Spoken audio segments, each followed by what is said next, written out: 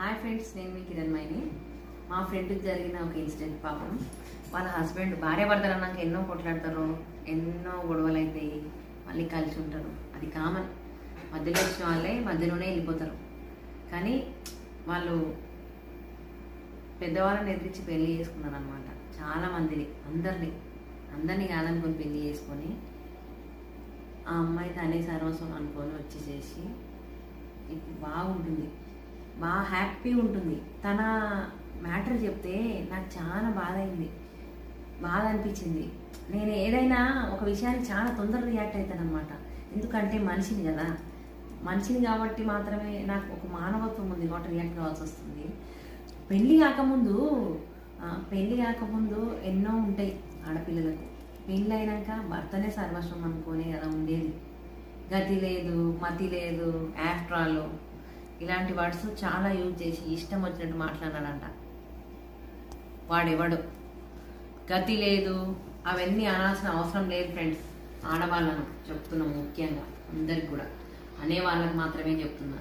ఎవరికి గతి లేదు, ఆడది లేకపోతే నీకు లేదు గతి. అర్థమవుతుందా? ఎట్లా అంటావు నువ్వు గతి లేదని? ఏం గతి లేదు? డబ్బు లేదా? చదువు ఉంది, అందం ఉంది, ఏమైనా చేసుకోగలిగే టాలెంట్ ఉంది. ఎట్లంటావు నువ్వు గతి లేదని? ఈ మాట కోసం మాత్రం వదిలి పెట్టేదే లేదు ఫ్రెండ్స్. గతి లేదన్న విషయం గురించి నాకు క్లారిటీ కావాలి.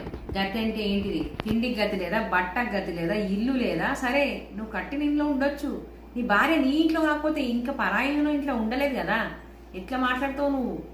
ఇట్లా అంటావు గతి లేదని. గతి లేదన్నావు, మొన్న ఆఫ్టర్ ఆల్ అన్నావు, ఈరోజు గతి లేదన్నావు. అట్లా అనొద్దు ఫ్రెండ్స్, తప్పు. అట్లా ఆడవాళ్ళని హర్ట్ చేయకండి.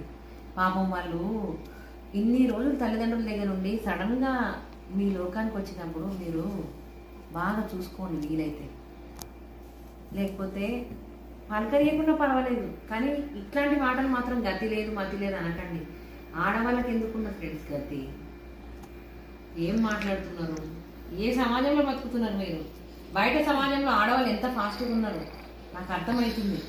కానీ మా ఫ్రెండ్ అన్నవాడు మాత్రం వానికి తగలాలి ఈ విషయం. గతి లేదు అన్నాడు వాడు.